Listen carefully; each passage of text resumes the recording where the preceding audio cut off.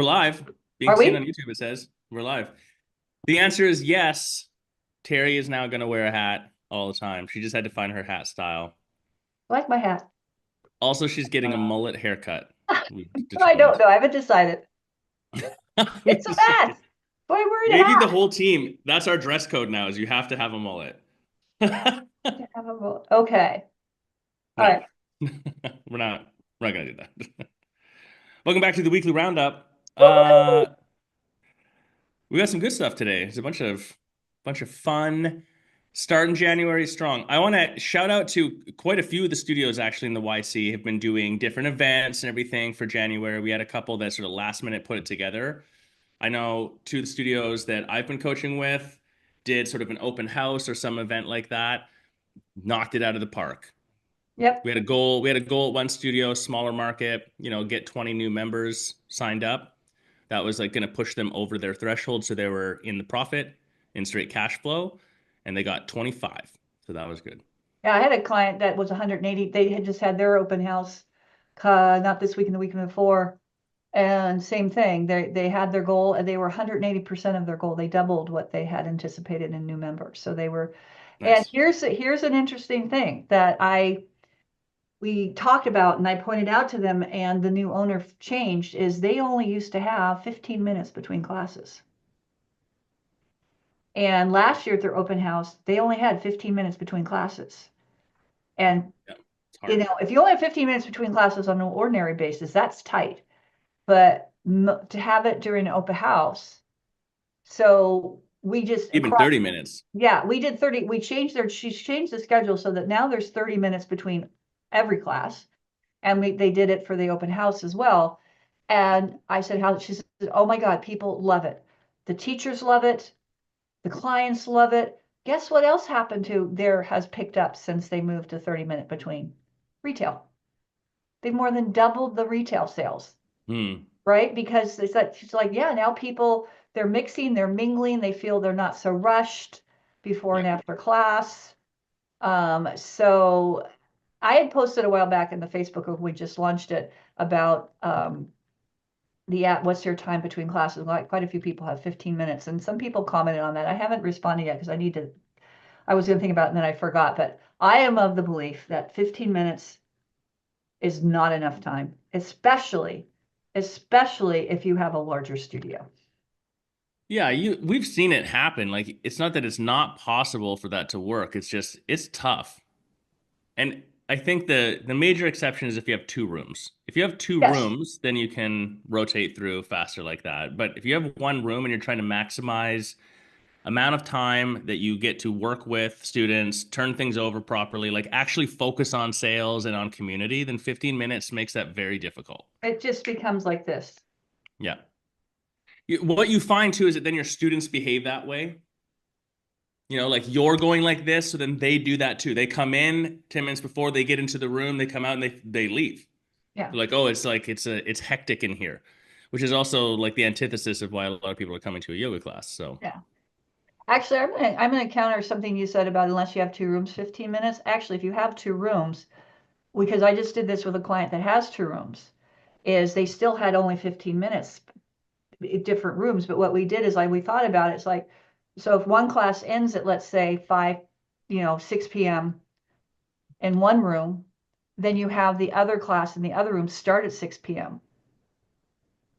This, right, yeah, yeah, that yeah. way, 15 minutes can kind of work, but it's the overlap from the it's, classes that allows yes. that to happen. So Yeah, because the 15 minutes was causing issues, so when we put it up, one class ends the same, then the other room class time starts the same as the other one ends, calculating that people are going to be in the room ready to go when class starts and then class ends. So there's not that so much of a rush overlap. yeah. But Carol, I liked I remember you did. You guys did something at your studio uh, during COVID, then kept it post COVID. Yeah, we kept an hour between. And it sounds, I don't know, I know it sounds like a lot, but it's 20 minutes that people can leave like with a leisurely amount of time. There's nobody rushing into their space in the changing rooms, like that kind of thing. Then the staff has 20 minutes where literally like doors locked cleaning, preparing the studio space, getting everything prepped and ready. And the next 20 minutes is the entry point for the next class. And we did that starting in COVID, but kept it and kind of works out really nicely. I like it. Yeah. Plenty of time to have conversations. Can really focus on the one class at a time. Yeah, we prep all the opportunities lists and our little whiteboard for who's coming in. You know, it's a nice flow. Yeah. I've always thought a perfect schedule would be one class, like 60-minute class, 60 to 75-minute class, every 2 hours. Well, yeah, that's about if you have a Like yeah. if in a perfect world, if for some reason that would work, start at 6 a.m. and you're just Yep. doing 6, 8, 10, 12, 2, 4, 6, like all the way 6 a.m. to 8 p.m. That'd be dope. You'd have a nice, just like consistent flow of people just rolling through. You would just put people on the clock employee wise. No one have to think about your schedule. You have plenty of space for everything. Yeah, I like it. Actually, when I was in Hong Kong, we had a class every half hour from 6 a.m. to 10 p.m. Yeah, that's insane. You have to have so much staff. Yeah. 4 rooms. Right. It was crazy. It was crazy town. However, they did have a lot of staff. I mean, it was a big operation. I've talked about that before. It was a huge operation. We had like 500 plus people a day go through. Yeah. And it was in a high rise. We had 3 floors, and they had one floor that was just for the locker rooms, check-in reception. That was just one floor, and then one floor for the 2 big studios. And then on the 7th floor of the building, they had 2 smaller rooms with just rooms there. But yeah, anyway, So nostalgia. January, busy time, people seeing success. Reminder, you mark it when you're busy See, so you don't so get you slow. don't get Yeah. Carol. Every year we were. Every year we remind everyone. But this, we've got new people coming to the YC. This came up on a call recently where someone was saying, well, it's January, we're busy anyways. Like I'm not gonna I turned off my ads, I'm not gonna do this thing. And you're like, no, like No. now put the pedal to the floor right now. Now's the time to go for it. You want to solve summer slump, which really isn't a thing if you get your studio working properly. The first major action is you solve it now. You get enough larger membership base built up now. So yeah, be the busy restaurant. Keep pushing on it. Websites had come up in Yep. conversation this last week. Terry, what were you working on with websites? Well, it just after a review, somebody saw it. It was word heavy. There was too much, too much, too much. It was just it was a word soup. Mm, And then as it was pointed out, is that if you're on like I have a 27-inch, monitor on my desktop, which is, but if you're looking and keeping in mind, most people are, I don't have it on me, it's being charged. Most people are looking at your website on what? Their mobile device. So then we've got, a screen that's this wide, and it's like we realize, oh, it's scroll and scroll and scroll and scroll and scroll. So, the key is like, what is it? Why do I want it? And how do I buy it? What's the action you want me to take? And so we condensed a word soup down to like 3 sentences mm, that basically delivered all the impact. Now, they had some good stuff in there, like their core values. Speaking of which, mark your calendars. Sherry's going to be back next month on the 13th of February for the continuation of the core values workshop. Hey, no worries if you missed the first one, you can still get access to it. And that's going to be from, I think it's noon. Let me just double check so I don't tell people the wrong thing. No, excuse me. Yeah, it's noon 12 to 2 p.m. Central Daylight Time. So put that on your calendars. So one of the things he had on there was talking about his core values, which is what made me think about that. That's where that came from. And we really like that. So I said, well, let's move the core value, what you say about your core values, living your core values, to the About Us page. Work it in there. That would be a good place to have yeah. that. And then I said, and I do like the way you framed it. We can add that to the landing page for the people for your intro offer, right? So they can see that. So that's the other thing too. Carol, you can chime in here on this because you know more about it than I do, but I don't think there's necessarily anything wrong with having the same information on a couple of different pages, right? There's no downside to that. No, not necessarily. You could say similar things in a different way Yeah. too, just reframe it, throw it in Chat GPT and get an updated headline or something. Yeah. But I think, when we're designing a website, the first thing people look at is what's above the fold, which is that newspaper term, which before I even start to scroll, what am I seeing at the top? And your pictures, your videos, those should tell right away, what do you do? We go to websites sometimes and it's like a field of flowers. And I'm like, what are you selling me right now? So, and then of course the headlines, if those are good, and they grab attention, then somebody might look deeper into the things that the details.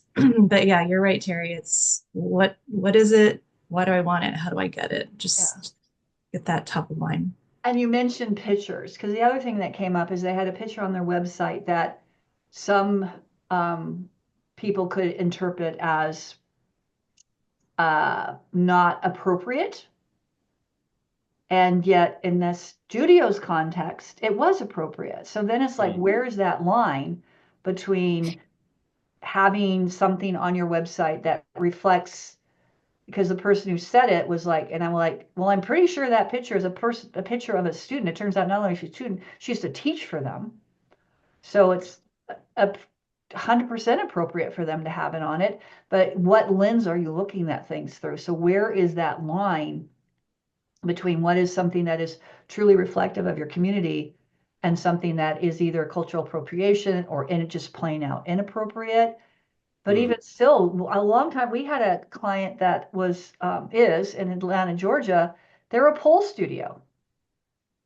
And one of the things they teach, their thing is they want women to feel they're sexy. They want women, they have a class like, I think it used to be called something to do with how to be better in the bedroom.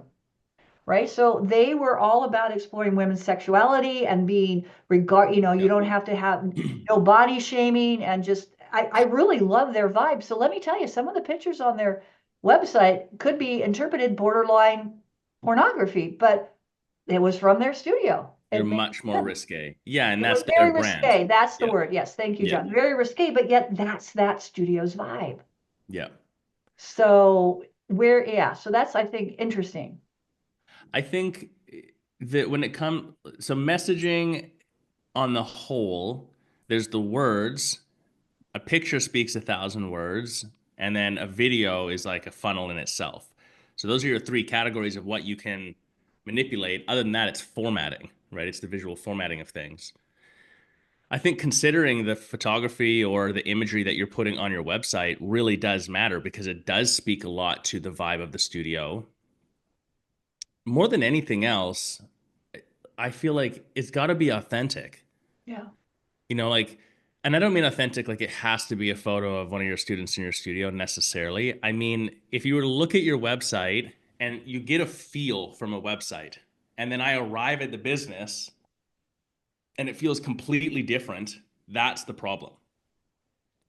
I'm looking at your website to get a sense of like, what am I walking into? What is this?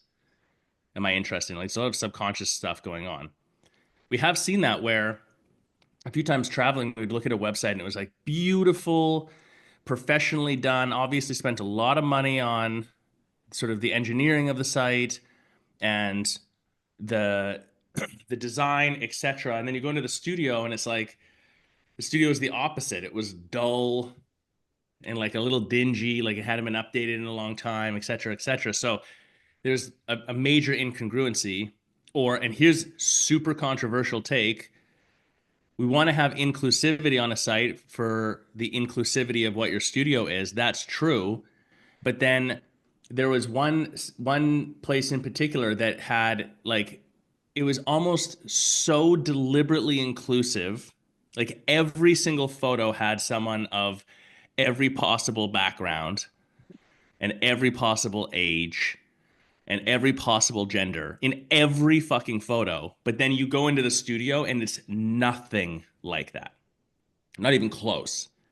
So again, like the vibe of what is being projected versus what the reality is, we're so far off that it Yeah. actually made the site seem a bit like a fraud, like a bit. Yeah. It, Bait it and had it switch. had the opposite effect of what they were going for, Yeah. you know? Yeah, like a bait and switch tactic in a way. Right. Or it's just like it was done out of some guilt and like virtue signaling checkbox, not out of reality of what was taking place. So, at the risk of complicating it too much with all of this, I would just say like the site, it should be authentic to you and it should be congruent with your vibe. And so, like, where's that line? I don't think you can define it. I think it's really specific to who you are, what your business is, where your market is, etc. If you're a pole studio in Atlanta, it's going to look real different than a relaxative studio in Wisconsin. You know what I'm saying? Like, it's just not going to have the same visual aesthetic of the site. Cool. That's the whole point. First rule of marketing, be different early and often. Yeah. Different by embracing your uniqueness. And that can be, I mean, I was on that topic is, what is your demographic is your demographic, right? So if Yeah. your studio's demographic mostly looks like me or Carol, then those are, like you said, be out. That's like if you have pictures that don't, it's like you can't manufacture your demographic. You can't, like you said, you interject different demographics that aren't represented at your studio. Yeah, I mean you can bring inclusivity into a site Yes. and what you see by showing different races, by showing different ages, by showing different genders for sure, but proportionally and like how it has to feel organic and have a proper Yeah. flow and be congruent with like what's actually taking place in your studio, I think. But Yes. I think that stuff can be overthought a lot. To me, the big thing is what does your site say? So when we talk about like it's January, people are interested, they're going to your site, now's the time to put the pedal to the floor. The message of your site, every individual page is a conversation that's taking place. The Yeah. conversation is what I see, it's how I feel in terms of navigating down. It's what pops out to me. And then it's also the words. And there's two or three layers of that because, as Carol was alluding to, like you don't read a website the first time, you You scan it scan it. and you read a couple little things here and there. And then maybe you go back if it's good enough to draw you in. So the question is like, homepage is a great example where you go look at it and you say, like, what on here is absolutely necessary in the message and what's just fluff? And Oh, like I like what that. what can I consume instantly to get the point versus what's just excess because you're trying to be poetic or whatever. And there's also some design element to that too. I know and Carol does a good job of this building websites for studios as well, where it's like chunking things out, in the site, like how you lay things out is matters. Expansive boxes, breaking it down. Let the page be longer instead of trying to condense everything into a small amount of space, etc. I think also thinking of it in terms of your regular students aren't going there to find out more about you. Yeah. Right. This is a place where new people are coming to explore, check you out a little bit. And if it's all sort of in, I feel like a lot of people design their sites with like the regular student in mind. Like Yeah. here's a schedule, just go to the schedule, go check it. And it's like, no, we need to tell new people this is how you get started with us. These are the reasons you would want to start with us. Like, Yes. let's make it easy for you to find your way to a class. Yeah. Yeah. So That's that's such what's a good important. point. It's such a good It is. point. Your website is a sale. It's a sales. It's sale. It's about sales. It's about getting people to buy your goal offer. Mm. I Yeah, mean, really, getting them into a class in your studio. getting them into a class. Well, And the so class, let's go back to this specific example of like the core values. because core values, absolutely, you should have them as a studio. I think they should be publicly accessible. You should be embodying them in how you do business and how you communicate things. But if we're looking at like just a homepage, I don't know. And this might sound a little bit harsh, but I can't think of, for myself personally, any time with any business, with any product of any sort, where I would go to their homepage and see their core values and be like, yep, now I'm going to buy from them. Like, zero impact, just clutter in that specific context. On the about page, where I'm like, who are these guys? Like, what the fuck is this? What tell me about this company? Then maybe. Or if like it's a hyper principled company, then that stuff's interesting. I still remember, and I don't know if I got this stat from you, Carol, or from somewhere, maybe at a mind body thing. I don't remember. Uh, is that I remember someone saying that your About Me page is the least visited page on a website. However, it has the most time spent. So the people who want, you don't have as many people going to your About Us page, but yet the people that go to the page tend to spend time on the page, meaning they're reading all the stuff. I just thought that was a very interesting stat. That's from Mind Body. You know why I Yeah. know that? Well, how do you know that, John? Because Because I you built said that it? into their curriculum. Well, there we have it. Right to the source, you guys. I don't know.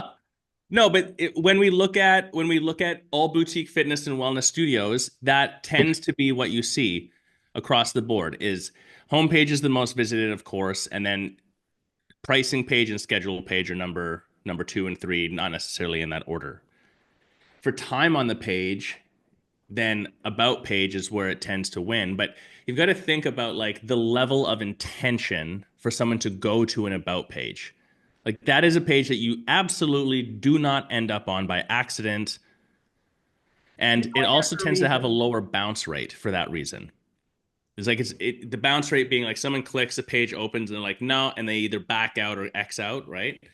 That page tends to not do that. So you got to look at your about page as it's a hugely impactful page for sales, but it's not actually about you. Like it's your stories and it's about the studio and your belief systems from the perspective of answering the question that the viewer of the page is asking, which is, do I like you? Are you an authority? Can you help me with my problem? That's actually what that page is for. It's like the deep cut, you know? Yeah. And people want to do business with people. If I go and read Carol's bio in there and I'm like, Carol sounds dope, like that might not be the only reason why I'm going to come and practice at a studio, but it might be the thing that pushes me over the edge. It's like I'm selling myself through reading that. It's why people click on the bios of teachers on a roster in a yoga class too, and why that bio is like, I think, a wildly underestimated sales potential place. Yeah, I was just going to say, when you said that, I was thinking about, okay, then your teacher bios, thinking about your teacher bios, They're maybe. so important. So how the Class descriptions and teacher bios from a messaging standpoint on a website and on your scheduler and on apps are way the fuck more important than people think. And interesting. most of them, the class schedule or class descriptions, we've sped off quite a bit, but teacher bios in particular, I don't know, controversial take. This is totally off the cuff. I have no idea if this is true. I bet 80% of studios out there, the bios are shit. They're like, not shit on purpose, but they're like, they're probably not even written in the same tent, like No, first no, they're all person over the versus map. third person. It's a fucking, one of them is going to be 1,000 words and one's going to be 200. One's like the person's talking about how they got a university degree and then found yoga and whatever, and the other one's like, I didn't graduate high school, but then yoga saved me from drug. Like it's like fucking all fucking over the place. So, okay, so then what if we had, Carol's just laughing. I'm laughing because when we It's first did true. ours, it's like you put it out there like, hey, teachers, give us a bio. And you do come back with the array of whatever. You have the It's people that don't want to say all anything fucking all over over the the place. place. And Yeah. so it just kind of it's making me laugh because it needs to be targeted. It needs to be answer these questions. Yes, I was just saying, give them questions to answer, and then you write the bio in this, so it's all the same voice, tone. Yeah. Yeah. Yeah. And there's a bit of a formula for it, potentially as well.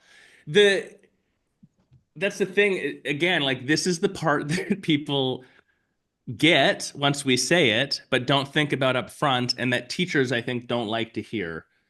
Your bio's not for you. You are not the hero in the journey. I'm not taking your class because you told me a good true story about you, because I'm not trying to become your friend. I'm trying to find out if you're any good at what you do so that I can benefit from it. Like that's no one's gonna say that out loud, but that's what your student's doing coming to you. Yeah. I just pulled up our doc on class descriptions and staff bios. And it's like there's formula. The question, the problem you had before you started yoga practice, teaching yoga. Yoga is the solution, positive results, guide, empathy and authority, passion for helping students solve their problem through teaching yoga, mission to help people, list classes their teachers teach, and the call to action, book a class with me. And it's like, make them about your customer, add in elements of your bio, help you to help your customer, sprinkle in elements about how you love to solve your customer's problem. Yeah. There we have it. Which means what's not in there? Your star sign, if you have pets, which school you went to, go Raiders, like not in there. No. Not because we think that stuff's dumb. No, because it's irrelevant to the reader. It's irrelevant to the purpose of it.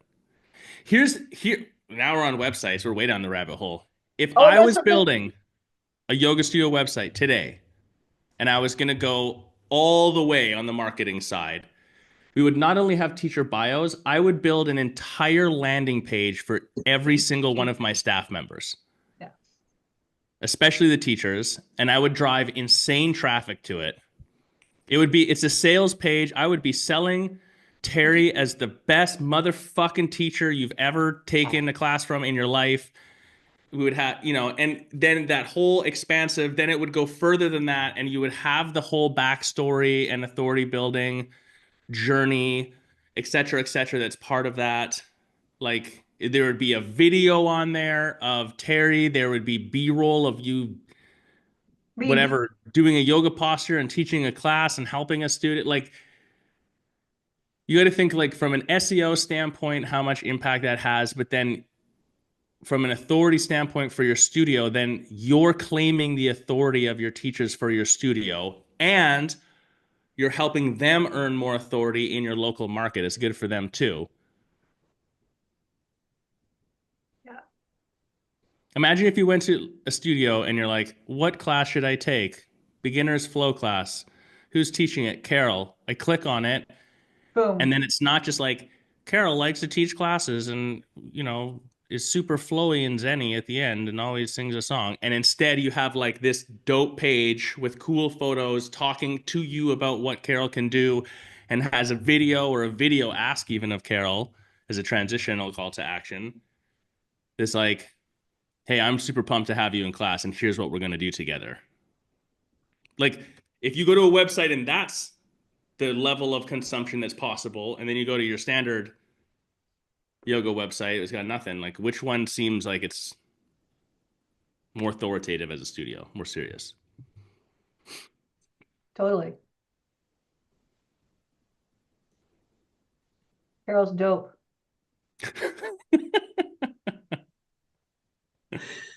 It couldn't be that cool. Could it be that cool? And the other, let's just finish the conversation about it, is pictures too.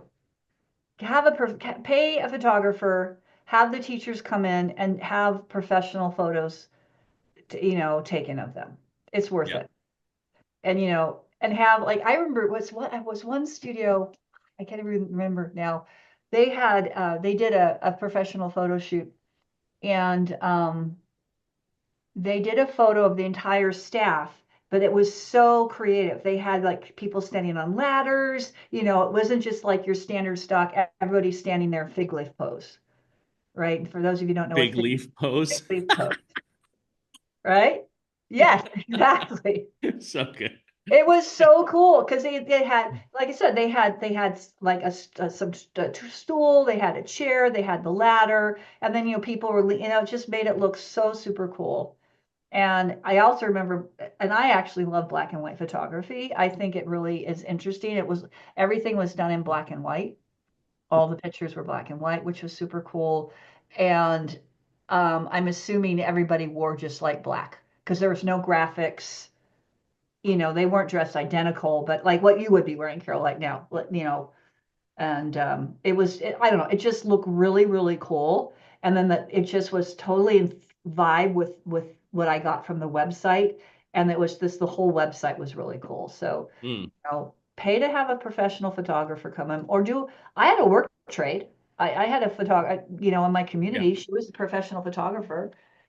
She did like wedding, the typical. And so she quoted me a price. It was worth about 6 months of yoga, and she was happy. Yeah. And we got some really good pictures. And I think all like realize sticking on the theme of your staff, of your instructors, but even your front desk, depending on the studio and who Yeah. they are the aspirational identity for your Mhm. students, right? So getting the correct video and photo of them that isn't fig leaf pose or isn't just the like bio, like what does this say? You know, if you're just a bunch of blue steel, like, oh my God, that one turned to the left. Oh my God, that's such a great movie. No, but I mean, there's websites where it's like just a headshot. It's everyone's like this. And there's always one. It's like they're all the same color background, and like the one person who didn't show up in photo shoot day is facing this way and has like a weird background. There's always one. You're like, Where's Waldo?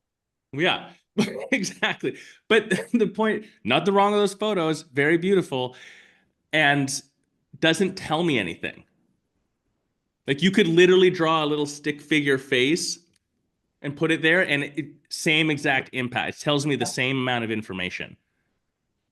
So the photos, I think, realizing they're communicating something. Part of that is your students are like the one of the most aspirational identities are your instructors, is your Yeah. team. They already automatically hold the authority. So like take photos and video that show that like double down on that. Yeah.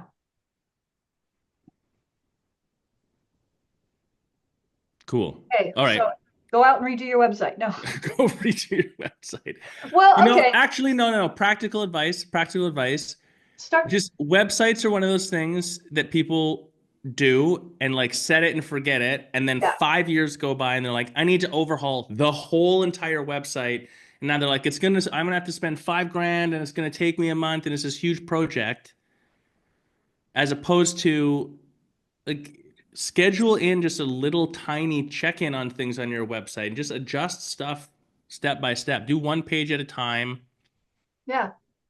I could After a conversation like this, you're inspired, go look at it and look at your homepage and be like, are there 3 sections on here that are totally irrelevant and fluff where I could add something else? Do I need to update? Could I update one photo to make it better? Like, just what's one thing you could do? Yeah, and to the point about the instructors and instructor bios, maybe you're not like, oh, I can't do a page for each instructor, but maybe go in and revamp the bios. And if you're not, and maybe use the picture they have, but at least revamp the bios. And if you don't have the link to their schedule, put that in there. Yeah. And if you want to redo their photos real quickly, just phones these days do pretty damn good. Just do a quick photo, at least in the same place in the studio, and start to bring some Yeah. congruency to it all. It doesn't have to be like, oh my God, I have to do the whole thing. Well, these are projects that you can give to a manager or give to a staff member as well. Like they're not overly complex. But here's the other thought, like you can feed 2 or 3 birds with one seed, taking action like this if it's enough of a priority. because you could think about like, okay, every time I have a new teacher, I need to get a proper bio from them. I need Yep. to get a proper photo from them. To So be it part of the like, onboarding. right, you're actually, instead of being like, I need to update my website, think about, I need to build up my onboarding for having a new teacher. So then you build a form that they have to fill out that answers all the questions. It's going to be for their bio. You either give them specific instructions for the type of photo you need, or you have like you set up where in the studio and how exactly it's going to be, and you like formulate that. And then when that's done, then you just slowly work through, like send that thing out to everybody and just slowly work through it. It can take you 3 months to get it all updated or ever, but like who cares? Nothing's going to collapse in the meantime. You've already Yeah. got stuff up and going. So it doesn't have to be such a huge thing. And if you haven't looked at, updated, changed, designed, done anything specific with your website in since pre-COVID, Yeah, it's time to do it. It's look, time. I would look Yeah. at it. I would look at it because I bet you there's a bunch of stuff we can do that's better. I I know we got more stuff than websites to talk about. The other thing here is websites are already have changed more than people know, and they're about to change again drastically because I don't think people are going to have the patience. People barely have the patience to go to your website. They're not going to have the patience to consume information on your website unless that information is really eye-catching and really easy to consume. So we're already seeing it, but this is where like having a chat bot on the site, having an AI powered bot on the site, having videos on the site, things like this. Like I know that sounds obvious, but most sites are not leveraging this stuff at all. Nope. And from a consumer centric viewpoint, I think it's going to become more and more of kind of a necessity. Less is more. Yeah. And as always, when running anything for the web, anything, write it at the 5th grade reading level or below. Yeah, simple language. Simple, Here's simple here's language. your outside of the box. If you're a new studio and you're just starting and you're building a website right now, there's a few different ways you could do it. The outside of the box idea is what if you abandon the concept of a website altogether? Just build a funnel only. It's one page with minimal information, and the only thing I can do on it, other than buy an intro and book a class, maybe, is I can interact with like we use a platform called Video Ask. That's it. Or I can go to the chat bot. Like that's all I can do. I know it's a little controversial. It'd be interesting to test out, but there's there's evidence to support that that would produce more result per visitor. Until you test it, who knows? But like that's the outside of the box thought. That would be the other potential way I would maybe go with the site. Yeah, okay. And then if you're really outside the box, we talked about this, I don't know, the last couple of weeks is, okay, do that and forget social media. Right. Don't even go there. Right. I don't know. Or right, and or the reverse, because your site's such a simple thing and it's only a funnel, you don't spend any time on your website. And all of that time, effort, money, development, strategy, that goes into your social media instead. Not Carrie, TikTok, just because you don't like social media. not TikTok. Oh, TikTok's not going anywhere, dude. I know. There's no way. They've already got a stay motion moving in. There's no way it's so ridiculous that they're Let's whatever. just hope Musk doesn't buy it. I mean, I read an article about that there was an idea proposal out there about him buying it. That would But be interesting. Like we're with all this anti-monopoly conversation. We're like, yeah, let's have him buy this one too. Like, oh my God. The funny part on TikTok is everyone's going to what's it called? Red no, app, red, Red, yeah, what is it? something. It's there. No, there's some other which thing. it like is the Chinese app owned by Mhm. the Chinese Yeah, I government. know. It's the Bluebird. The Bluebird? No, it's called red something. Yeah, it's called red something, but whatever. Anyways, it's like what they've created is the exact opposite of what they're claiming they're trying to change. Don't even I can't. It makes me so if I'm not American, so maybe this is slightly out of place. Canada's got their own Yes, you fucked up are. I hate problems. to tell you this, you are American. Anybody on this continent is an American. Okay. I Dude, you're a mean, Canadian American. yeah.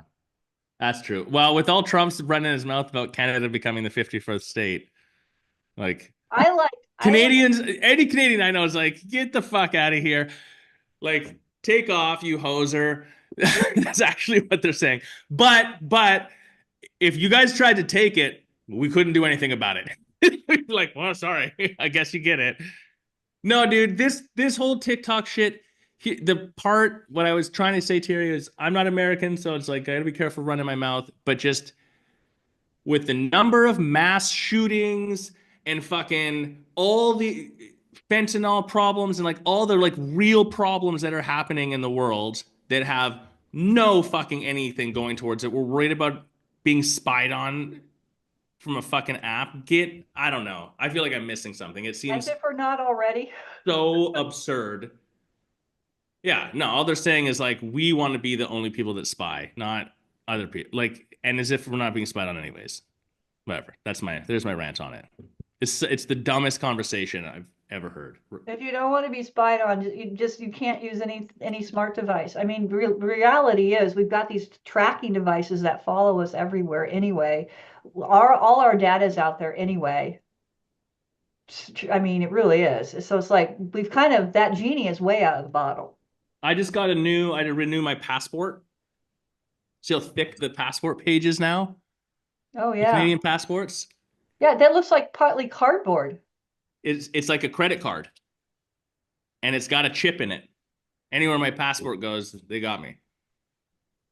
Not that they didn't anyways, but like now they've like doubled down on it. You know, between your phone and your credit cards and your what are we even talking about?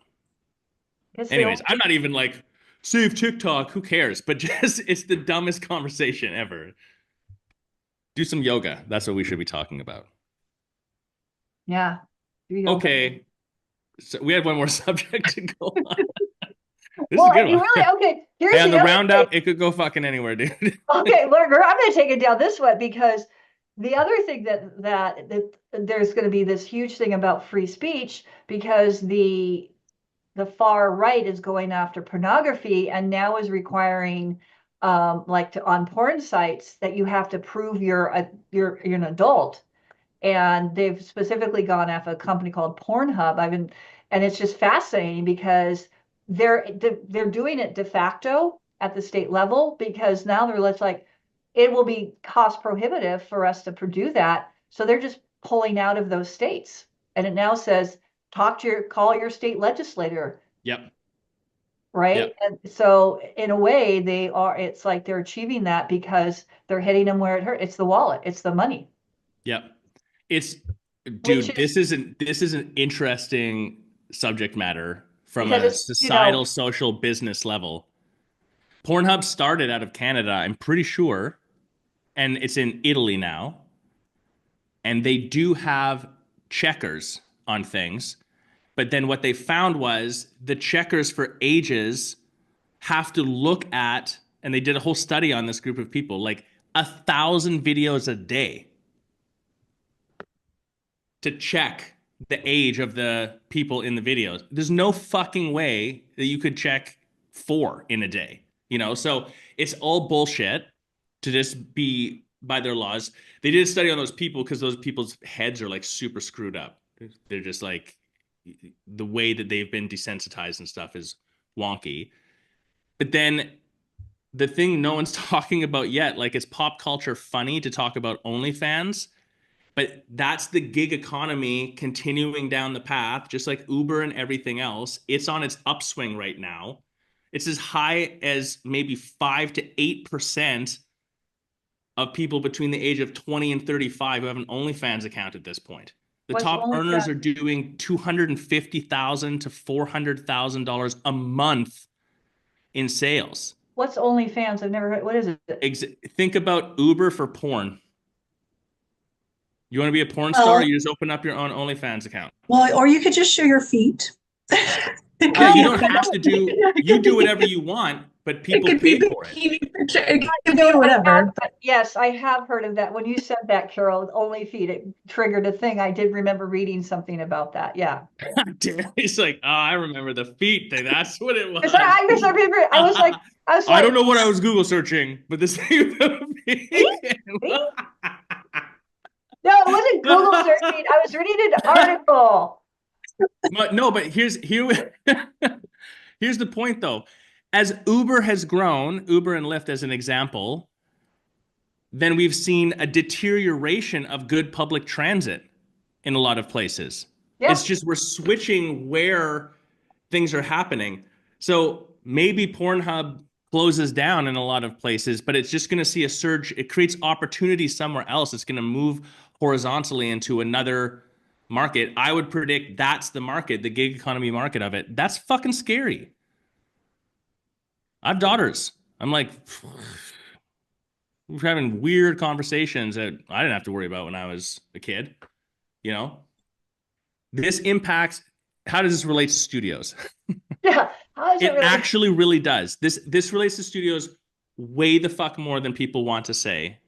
Here's the like scary angle that I think is not a Dystopian. conversation yet at all, right? What if they start shutting down your websites because you have scantily clad people in your pictures? That could be part of it. That's part of it.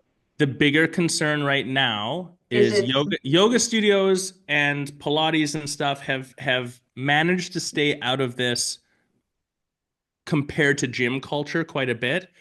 But the whole like filming the workout vlog culture, there are three sets of that culture. One of them is actually OnlyFans. The whole purpose of workout filming is to create following so that you can get people to your OnlyFans because you can't directly advertise that you can't advertise porn anywhere or things that are too far on that side.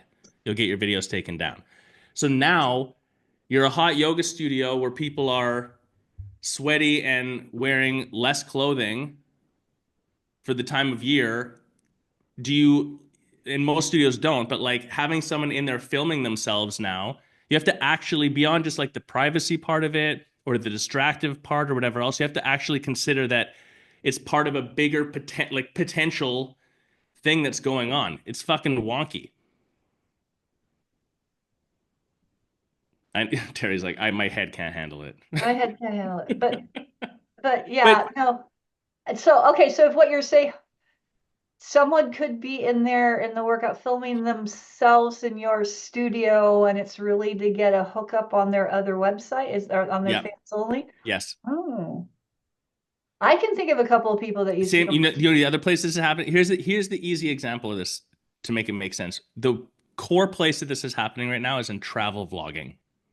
There have been more travel vloggers come onto the scene in the last 3 years than there have been in the last 20.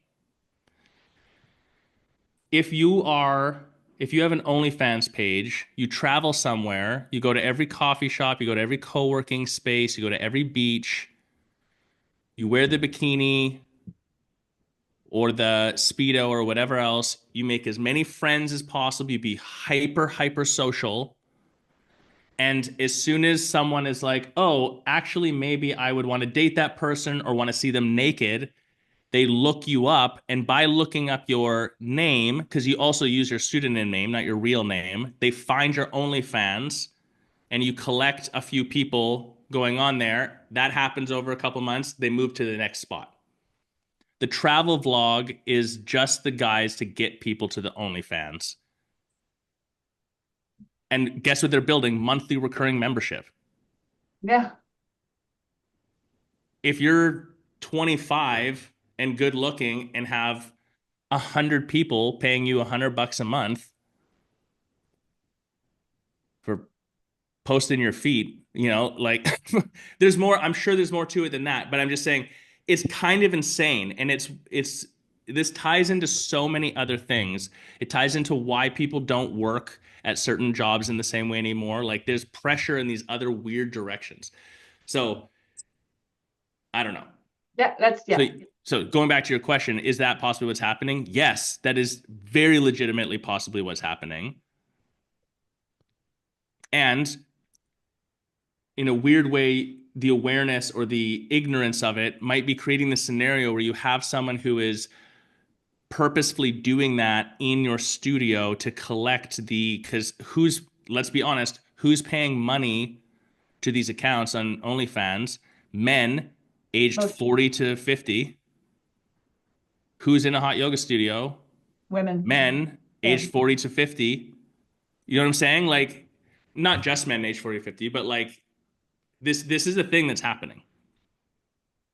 So now all of a sudden you have a new reason to be like, when you come into the studio, no phones, nothing in the room, like all that, which we've always had for years, but like now leaning into that even more becomes, then you really do become the sanctuary. You become the reprieve.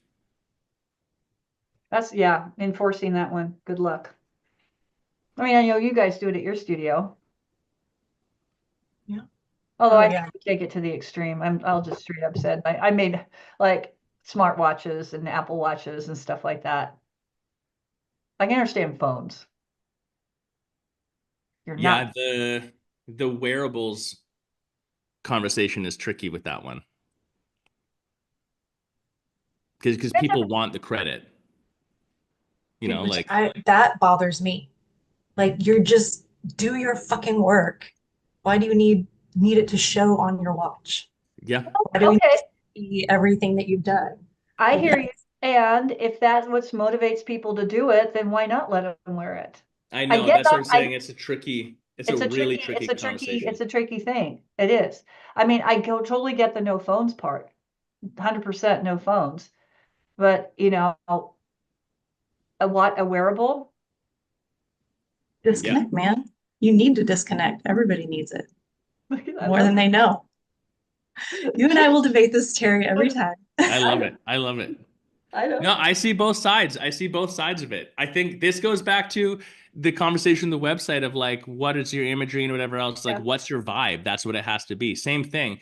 These sorts of policies in your studio, they shouldn't be only your personal viewpoint. They need to be like, what is the deliberate vibe of your studio? What are you going for?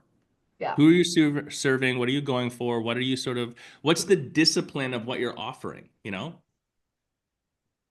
And just so we're really clear, disciplined practices, it doesn't matter like yoga, Pilates, fitness, hit, stretching, whatever else. It's the discipline of the Yeah. practice is one of the most debatably important, but most attractive elements. It's what makes studios really magnetic.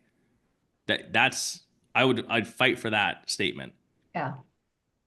So having some definition and some discipline of some sort, it doesn't have to be harsh. The discipline can be do whatever the fuck you want, like just show up and breathe. That can be your discipline that you're promoting as well. But deciding and defining what that is very valuable.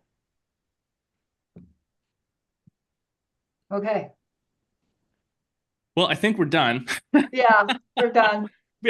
We were going to talk about horses. No, I have no idea what we're going to talk about next. Equestrian therapy in your studio and goat yoga. We'll Horse save that for yoga. next. We'll Yeah. save that for next Goat week. yoga. Tune back in. Tune back in. Goat, puppy, cat yoga. I just don't understand the appeal of goat yoga.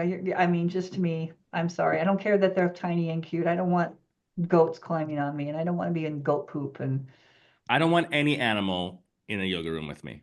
yeah, Nothing against animals, just like to me, animal plus yoga is exactly the same as yoga plus nudity. It just doesn't make sense for a yoga practice. I I don't like it. Yeah. too funny. All right. Well, post your comments below. Holy shit. That'd be good. This is gonna be a Let's good one. see. This could be a good one. Oh my God. Who did we offend? Someone tell us. Well, okay. I think we probably covered the gamut today. Yeah, we did. So change your website and update your policies. Okay. All right. And do yoga. And do some yoga. Oh Do my some gosh. yoga. Oh my God. Do some yoga. All right. We will Peace. see you all in the YC again. Mark your calendars. Oh, also, mark your calendars for next week. Forgot about this one. Oh, here comes my letter carrier. Where are we? Next Friday, the 24th at 12:30 Central, Arquetta, who is one of our partner who has helped sponsor the summit. They are a software company, and if you're looking for just more information, maybe thinking of making a change this year of software companies, they're going to be doing a live demo, online demo with us next Friday, the 24th at, what did I say again, at 12:30 Central Time. So the event will go up. We'll be sending an email about it. So if you have any, join us if you have any specific questions, and if you just want to see what their software can offer.